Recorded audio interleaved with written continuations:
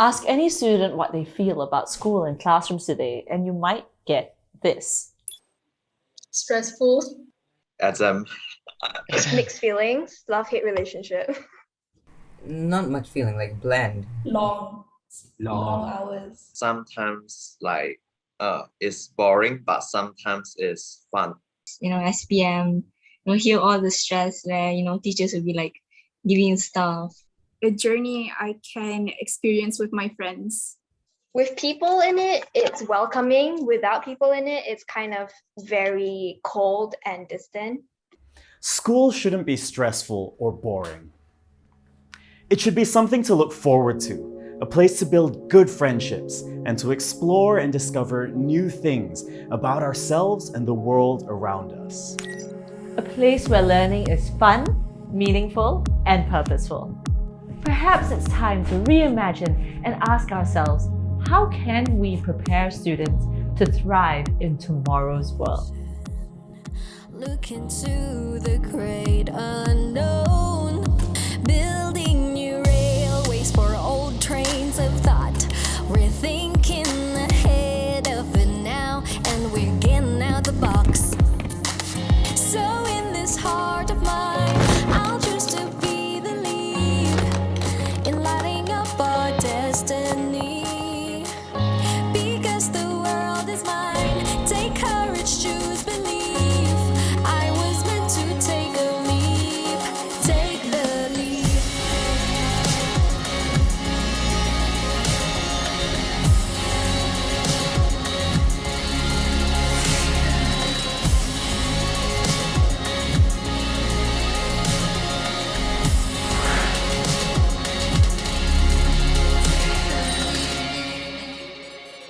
Welcome to episode T, Think Ahead and Out of the Box. Scholé, Greek for leisure, is where the English word school comes from. Now that's rather interesting because typically you wouldn't associate school with leisure. But in ancient Greece, to be pursuing education was to be at leisure. This is because education was not merely about preparing people to be productive in society. The goal behind education was for seeking truth and enjoying the process of it. Yet, classrooms as we see them today have looked the same for a very long time. And the basic model of a typical classroom isn't generally designed for exploration or holistic learning of this kind. In a world where technology is advancing and students of today are expected to innovate for the future, how can we think about different ways of presenting education to prepare them? How can we reimagine the learning environment to be one that is motivating, meaningful, inspiring, and fun? To be able to effectively design something that will work best, we first need to understand the people whom we are designing for and empathize with their experiences. In this case, students. I think now, children were being held at a pedestal based on academic validation. So I think it would be nice if we would get to choose our classes based on what we want in our future and what our strengths and weaknesses are.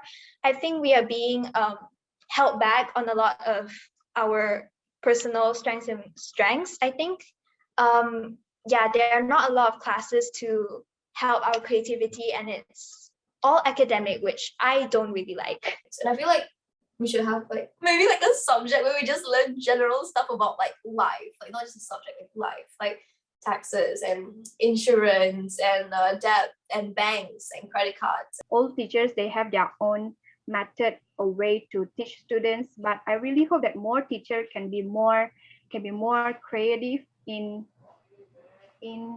during the class, so that the students won't feel very bored. I think maybe the teachers could let us talk more, because other than just giving us many homework, maybe they could ask us how are we doing at home, because I don't think I have ever been asked by my teachers how are we at home, or how living in pandemic. Such that maybe there could be ways, I don't know, speakers or stuff that could help us for our when we go to higher education, prepare us or give us a better clue of what we want to study. Oh, you know what? Classrooms where you don't have to sit down all the time. For me, Like sitting down all the time, I can't do that, man. I just need to stand up. Like, sometimes I just get so anxious, I want to walk around. I guess like I have a lot of anxiety going to exams, and I literally get like a mental block, you know. Hearing what students have to say is always a real eye-opener. From these conversations, we gathered that students enjoy learning when they know it will prepare them for the real world. They need to know that they're learning skills that they can apply to life and not just memorize information to answer questions on an exam paper. Yeah, unfortunately, the stress they experience from the amount of homework and the pressure to perform can cloud their perception of the purpose of learning. So many of our best learning experiences and development opportunities take place in the relationships we have with the people around us, our peers, teachers, and parents. This matters a lot. Understanding all this, we gathered some of the brightest minds from different backgrounds and life experiences to reimagine school together. Yeah. I think maybe go to school and start with something positive, right? Because somebody mentioned just now, like some skill activity. So if you're doing things like learning, like acquiring knowledge, I think that's something that can be very personal. But I think you still want kids an opportunity to come together and socialize and, solve problems together. So every collective learning experience, so if there's any form of classroom stuff, like that collective learning experience should be like practical and experience based, and getting kids to do a task that is real life, or even like different age groups. Like I think that's so important. Like her getting to see like a 17-year-old that comes in and talks, and then the 17-year-old is given like a leadership role. She gets to mentor a younger kid, like having that space to be led and lead at the same time. I think that's important. Yeah, I think a bit more on the teacher skill and trying to embed that more in the work. Like, especially, I think group work is probably the best, but we can't just say, hey, work in groups and work on a project, right? There needs to be some form of reflection. There needs to be some form of facilitated debrief also about like how did certain characters play, did certain characters or characteristics show up and how they're not, like who's the introvert, who's the extrovert, who shoots people's ideas down, like that type of dialogue should be facilitated. We then reimagine the role of the teacher and talk about them as mentors and say, hey, what are you talking about and thinking? And so the mentor may have some things that they can help them out with. And then we push them out into the real world. And then that time that you schedule, that peer-to-peer time, before they go off to do their whatever project is, whatever they're at for that day, that peer-to-peer time, just being able to talk to each other, being able to say, hey, what are you doing right now? Oh, that sounds really cool. And hey, I did this other thing. And then I get to bounce ideas off you based on, you may be studying something completely different, you may be doing something completely different, or is there something we can collaborate on? Research shows that classes which use peer learning, a form of active learning, can narrow the gap between individual performance of students in a given classroom. That's really interesting because it means peer learning also helps to level the playing field for all students. They complement each other instead of compete. Kiran Sethi, the founder of Riverside School and Design for Change, talks about this too. I think so much of education for the longest time has asked children to be different, from each other, from the rest, etc. And that competitive idea that I can only be unique if I'm different has possibly brought so much of damage to self-esteem and the understanding of who I am. I think the nuance of different and difference is really at the heart of education. Self-worth, that really is it. It's at the heart of it, right? The idea is, and that's why this pressure of competition that happens with children very early. I am not good enough. I am not tall enough. I am not thin enough. I am not fair enough. Where does this come from? If I have a sense of self-worth, I recognize that I come back to the idea of I'm not competing. I'm not having a us versus them mindset. Suddenly the mindset is better together. That means I am not competing with you. I'm completing your story. And therefore the pieces of the jigsaw puzzle fill up together. A sense of self-worth definitely enables a child to look out for others and not just for themselves. What else can we focus on to help students thrive in life? Success in Asia is always determined by the success of your job and how much money you make. But success is also measured by your happiness level. And I think that now even more so, we've realized that in lockdown.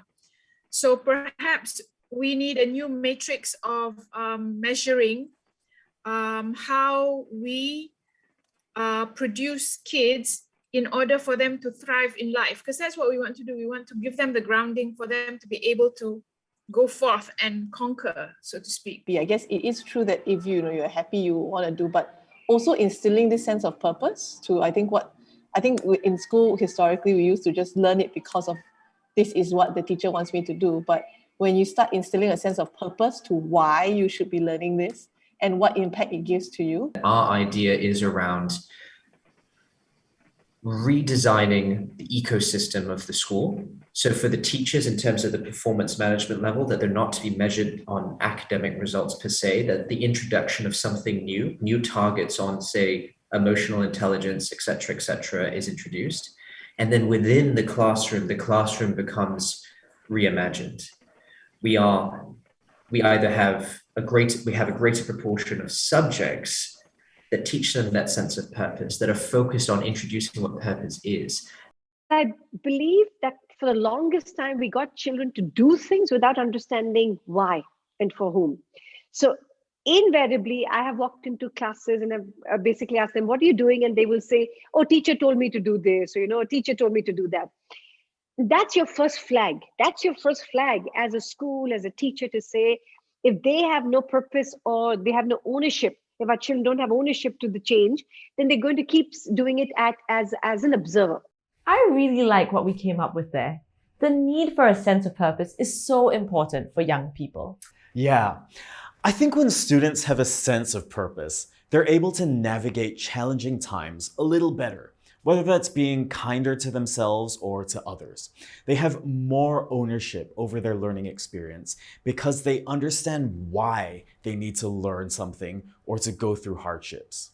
This kind of reminds me of something Darcy Lunn, founder of Teaspoons of Change, said. I think the demand from our society and certainly from our students is that they can engage with challenges, but also work towards solutions. And so it just isn't working at the moment. If you're a school that tries to produce students who are literate and have good numeracy, they have to also be caring people and have their own set of social emotional skills so they can flourish in the world and just be happier people. That's an important part of the process of education, is it's a social experiment. We want students to feel good about themselves and feel good about the world and to go and play an active role in that world. Not everyone has to go off and work for UNICEF or for the UN, but they can make a positive impact no matter what they choose to do in the future.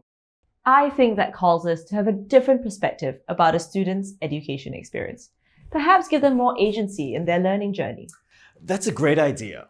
But can we trust students to make the right decisions for themselves?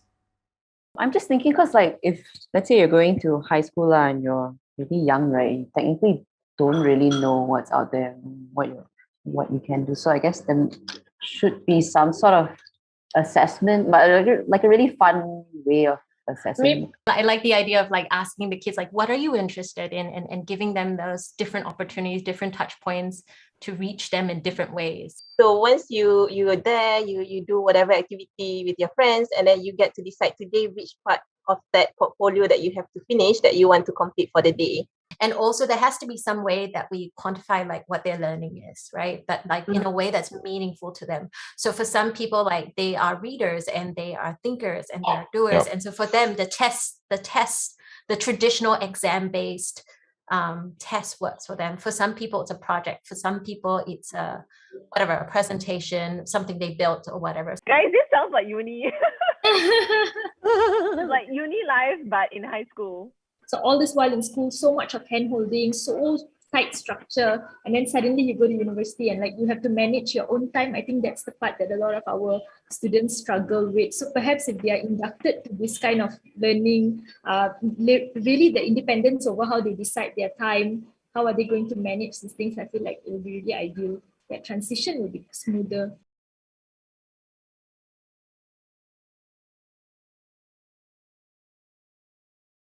Well, it's this idea of student agency, that students are not passive consumers of learning, but they take an active role in shaping their learning experiences, and see that what they do will make a difference, will have an impact now for themselves, for others. I think that's a very, very important concept. Agency should be the heart of education.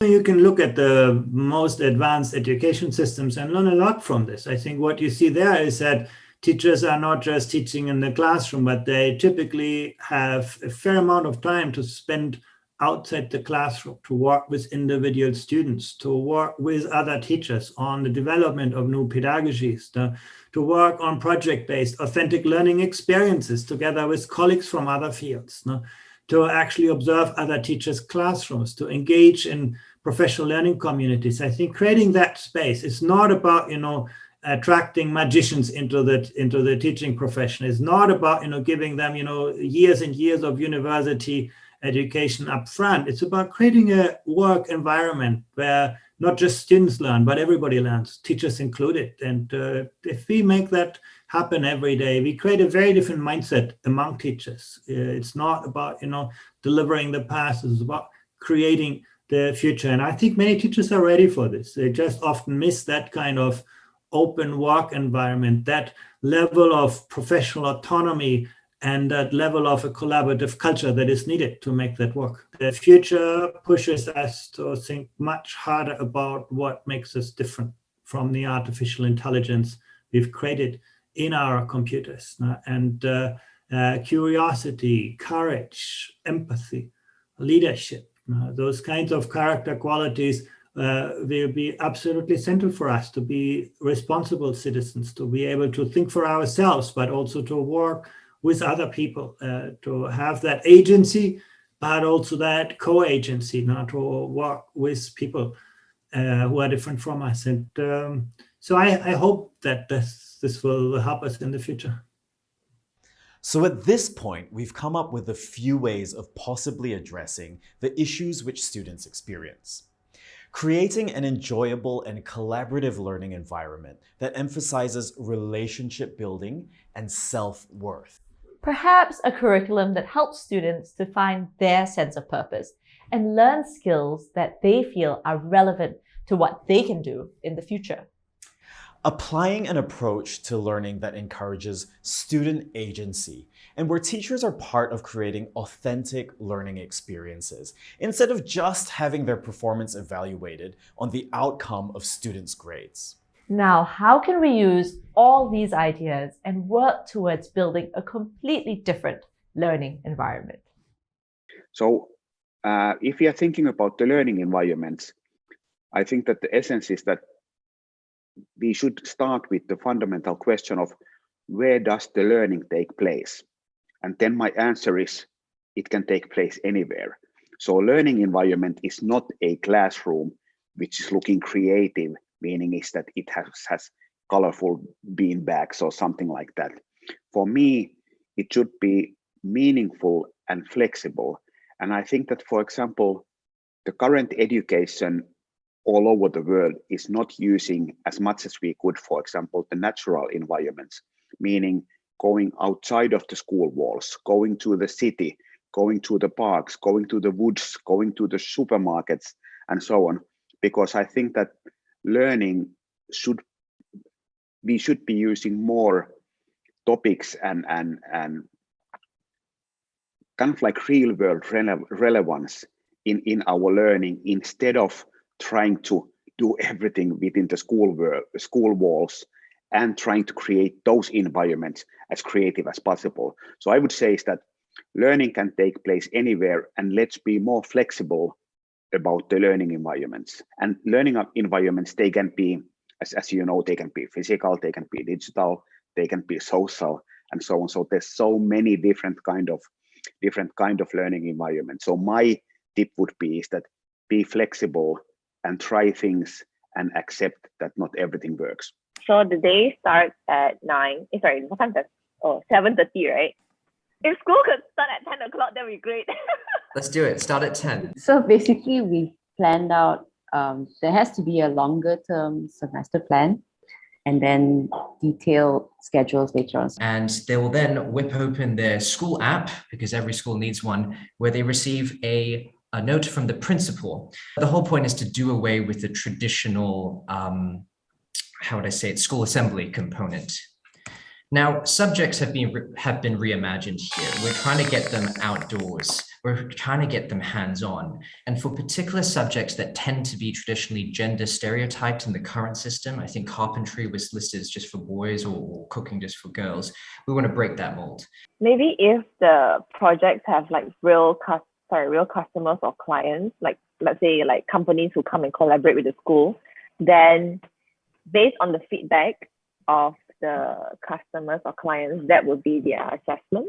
So it shouldn't be about a grade, right? So it should be about real world application, if not just at least real people's feedback. Okay, hold up. I've got to say, Michelle was really onto something there with the concept of real world application. Can we talk about that a little more?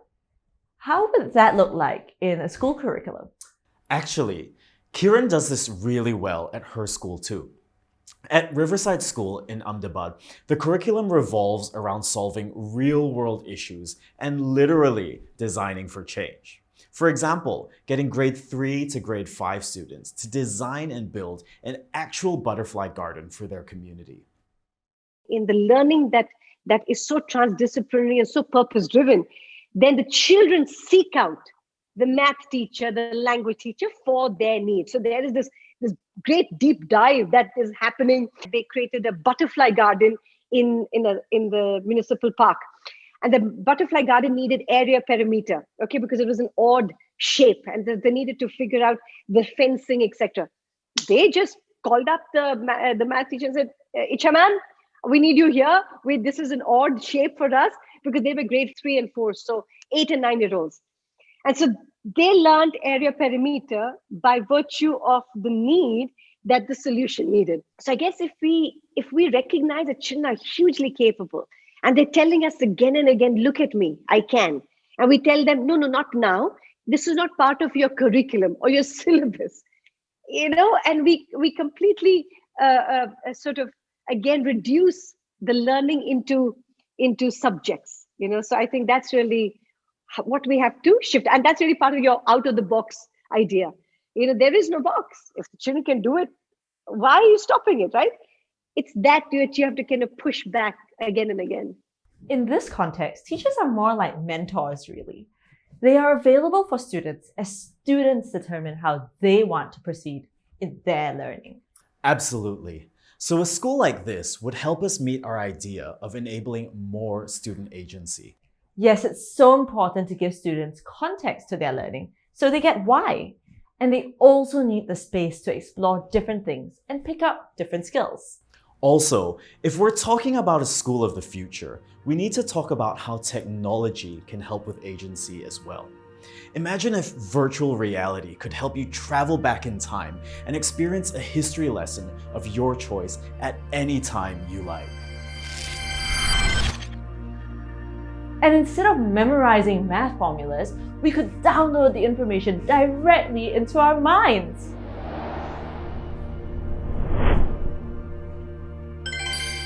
I know Kung Fu. I mean, F equals MA. That would be awesome! Whatever the idea, the best way to think about technology is as a tool and enabler to facilitate better learning experiences.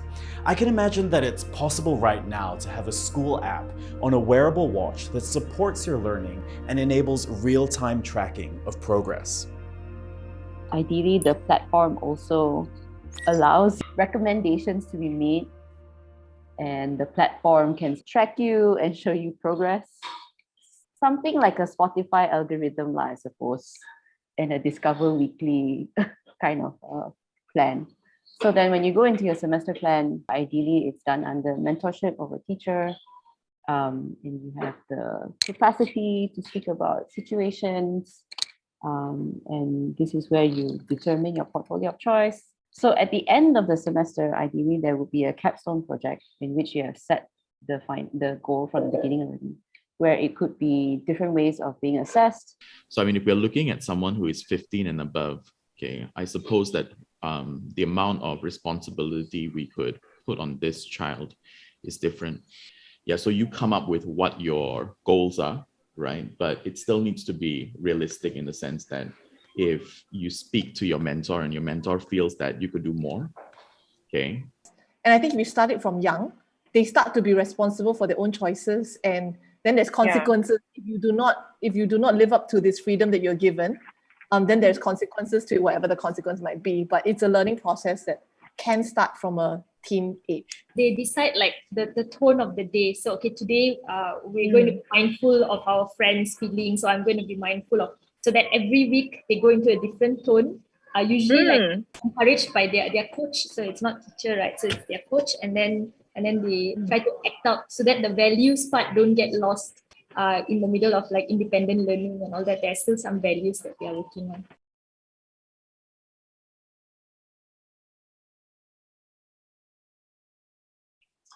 You know, acting with integrity is probably one of the most important lessons that you can learn in education and in life. Ultimately, the greatest commodity of leadership is trustworthiness. And we need to know right now that if we want to have any sort of a positive impact on the world around us, it's far more dependent on our character than it is on our skills. And so acting with integrity and learning to act with integrity now will be a safeguard to whatever academic or societal achievement that you have in the future.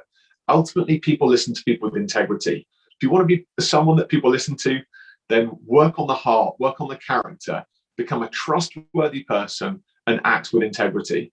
Now that we've come up with a reimagined school, let's take the idea back to students and let them experience it.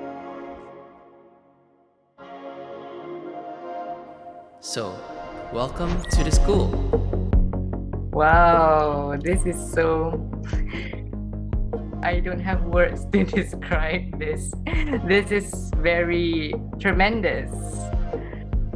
I think the first thing that I noticed when I first saw it is that it is so open. It is not like a closed space. It's so open. There's a lot of windows you can see through, a lot of air.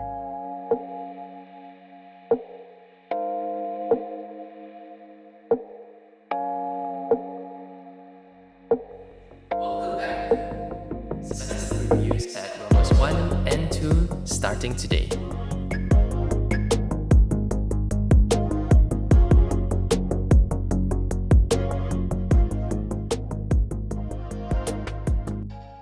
Here at Rhombus 1, we have Yuri. If you choose Yuri's experience, your semester will include core subjects and recommended electives. Yuri is all in with tinkering, experiments, and solving real-world problems. For Yuri's experience will include unpacking the magic behind moving things from rockets to invisible things. A semester full of unlocking the mysteries of the universe. These are custom fitted according to the theme of Yuri, the astronaut. I feel like they are nurturing a lot of the students' curiosity, which is really good. And the way they word it with the tinkering and experiments, it's a lot more hands-on than the typical textbook.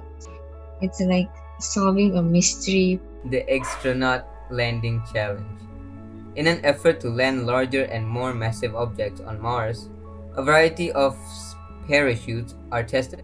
Imagine an enclosure/device that decelerates an egg dropped from the floor. Your mission is to increase hang time, slowing the descent as much as possible. It's just, but there's no padding or anything. I think it's gonna crack. I think so. It's a 50-50 chance, depends on the parachute.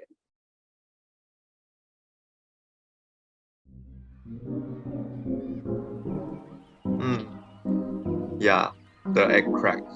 Yeah, I was right. I love plants, right? So I think it's really, really cool that we're creating an environment where people are acknowledging plants and people are actually taking care of it, like a room that is specifically for plants. I think that's great. Well, my favorite place is nurseries. Literally, like every time I go to a nursery, I like post on Instagram. I'm like, oh, my favorite place, and you guys literally put a nursery there. So I mean, I think it's nice how like you take like also I think it's like edible stuff where you can like take it and like you put it for like the food right that you guys cook. And yeah, I really love plants. It's just so calming. That's so cool. I like the chairs too, so you can actually sit down and do work instead of just like looking at it. And like it'll be nice to like breathe in the fresh air while like doing work. I think sometimes we just want to be like study really hard, but at the same time enjoy each other's presence. And with the plants and all that, I think it would offer a calm atmosphere for us students. So I think this is a special place. I think we would hang out.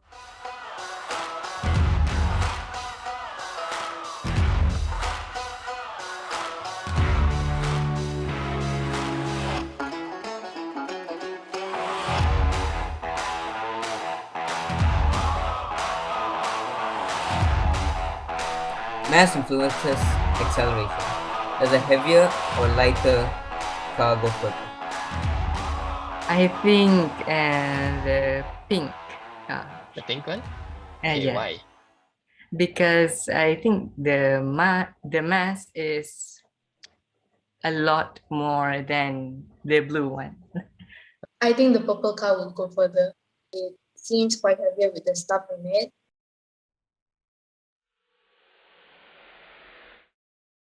Mazinga, you couldn't have known it was a bowling ball.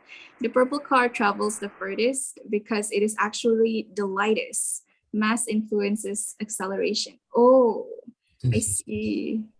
Oh, there was a ball. The favorite place of school. I'll normally use my break time to like complete homeworks from previous lessons. So I guess it's really nice that there's 1.5 hour break because you can really use it well. I think it is great for students because I am a student, so I will maybe have time to chat with my friends, maybe about what I have discovered just now. So maybe I will increase my knowledge based on their experience in something else. It's so fun to have a school like this. I feel like the openness feel. I don't know how to say it, but it's just like the open like sky, and then like the trees. They just give a very nice feel. Libraries, because normally they say keep quiet in the library, but me and my friends, we just gather now in the library and then we just start talking about about life, about school life and stuff like that. So I personally love the library. That is so nice.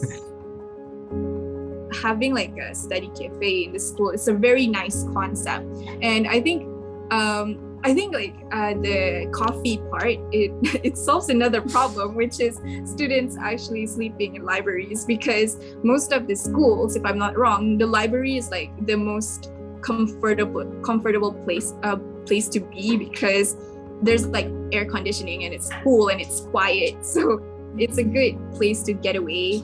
And I think adding a coffee can solve the problem of people feeling sleepy in libraries as well. I like that everything's really like people orientated, if that makes sense. It's like you can do it with your friends, with your teachers and stuff. Because like if you have like a music room, and then if you have like the friends, like because how like you go for music class like outside of school, but if it's like in the room, right, your friends can teach you the instruments there, and then there was like it looks like there was like a large array of instruments. So right, if there was like your friend can play violin, you can play drums, you can just like jam together, and especially with the extra like time from class, lunch break and like recess break, then you could like just hang out there.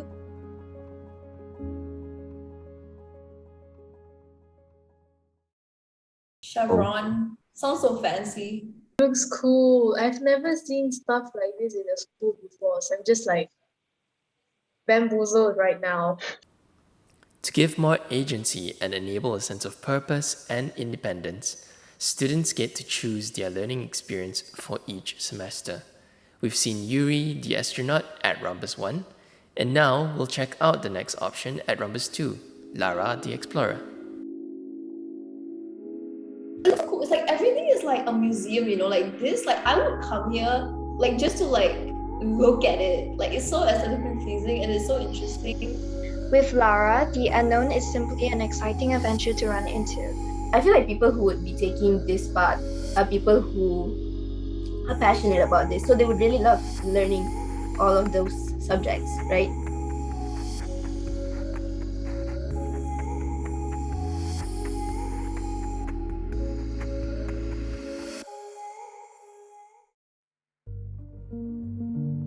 Engine 1 will read when full. Engine 1 has 31.25 gallons of fuel.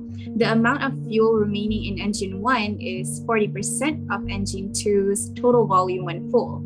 And Engine 2 will read when full. Engine 2 is 60% more than Engine 1. Currently, there is 40% remaining. If the submarine can travel 8 kilometers per gallon, how far did the submarine travel? Okay, I will organize the informations and then I will discuss with my friends on maybe how can we solve this.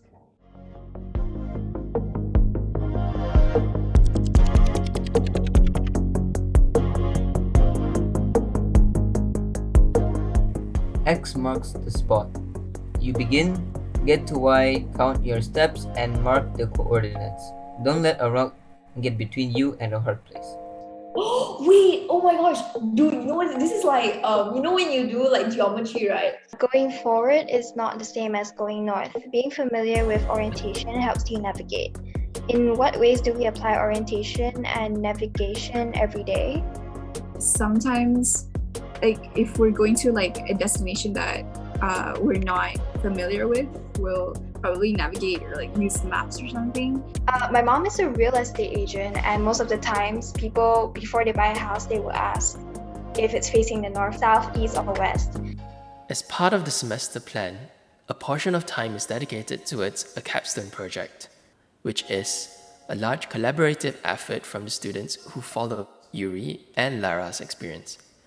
Instead of just sitting for exams, students get the opportunity to apply what they've learned and work with specialists and community members. The learning culminates in solving real-world problems and bringing things to life. Earlier, we had Yuri's Astronaut Landing Challenge, the Newton Race, Lara's Engine Challenge, and the Orienteering Walk the Line lesson. All of these lessons are useful in executing the capstone project at the end of the semester, which is launching and navigating a real-life hot air balloon together. Everyone is invited to come and watch, family, community members, and friends. Congratulations, students! You have come so far. Everyone, we thank you for being a part of this exciting launch, for contributing your time and effort, and working with Yuri and Lara's prodigies to make this capstone project a reality. What these students have learned over the semester is not simply just science, geography, and maths. They've learned determination, real-world problem solving, innovation, and collaboration. They have set a course, helped one another, and now they are all set to go.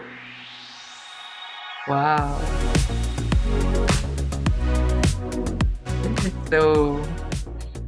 This is so beautiful.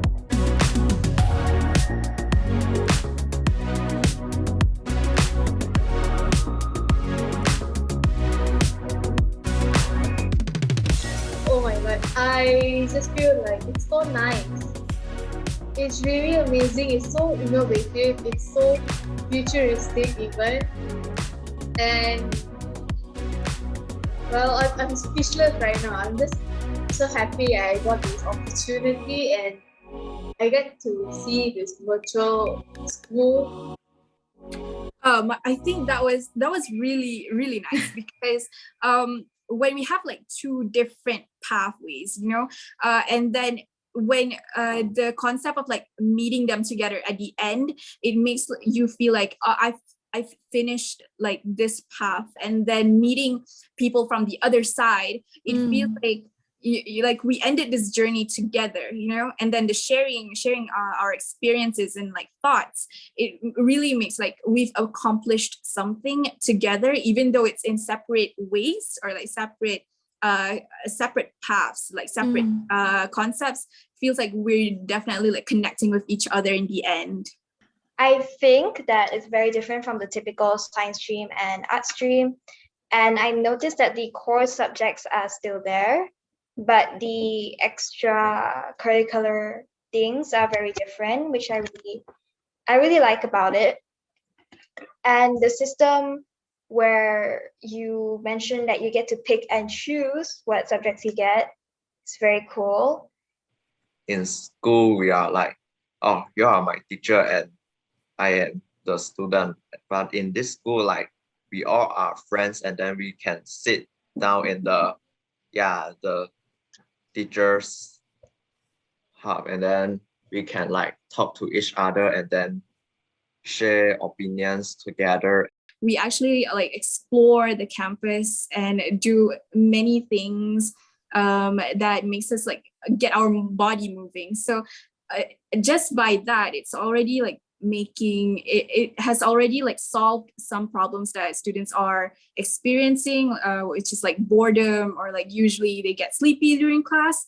With this, like, by moving around like this, it already solves that problem. It makes us feel like we're here to learn, like literally here to learn. I would be more motivated. Like I go to school because I don't want to get in trouble. But this would be a different reason.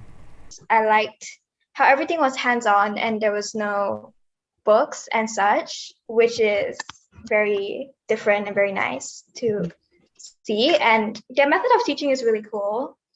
You learn a lot, but you're not expecting to learn a lot. Whenever you see a textbook, the first thing that comes up to your mind is you want to memorize it, not understand it. But when you learn in a space like this, the first thing that'll come up to your mind is I want to understand it. And there's like a vast difference between those two. Of course, we have to think about the teachers. So like when given this type of like platform, this virtual school, I think not just students, but also teachers will get excited. I think a lot of students don't know that a learning space can be this way. So we are creating good expectations that, you know what, for better learning to happen. I really appreciate that. I think what you showed throughout is that the community first must exist in school, that teachers and students must engage as community members, as equal partners. And that's what I appreciate the most. So the idea was there as well. At the same time, the infrastructure supported that idea, you know, the transparent walls, the glass doors, the shared space among teachers and students. If you have shown this to a lot of the other teachers, perhaps one of the first things that they will say, wow, cantiknya sekolah, you know, sekolah itu, sekolah. So they say, oh, we are not doing like this because our school does not look like that. The learning culture is something in their hands. It's not just about changing the environment. So what would help teachers is to assist them to see that infrastructure and all this are just tools. We need to have this shared belief of what we want to achieve and how we want to do this together. That was incredibly inspiring. The sky really is the limit when it comes to thinking ahead and out of the box. Sitting?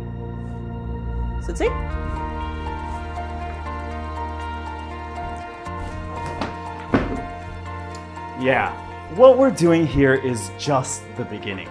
An exercise to expand our horizons and let our minds really take us out of the box towards a future of endless possibilities. Absolutely.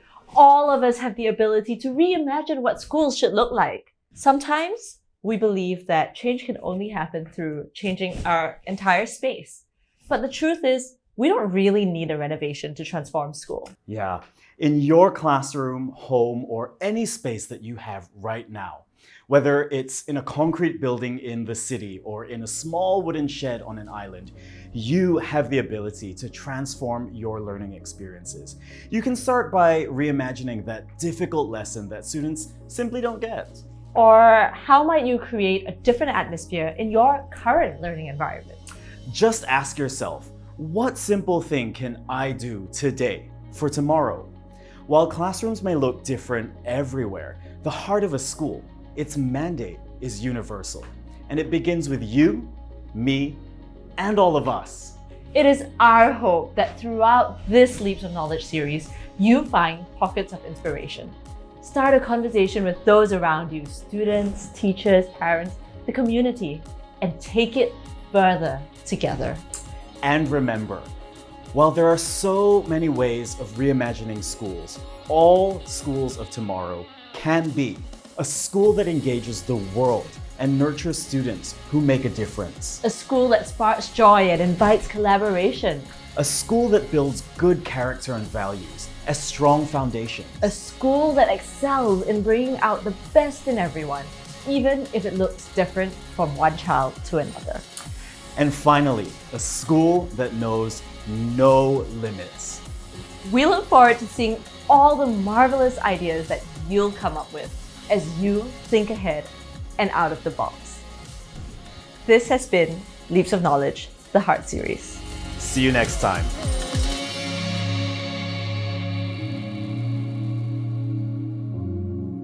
And we'll discover more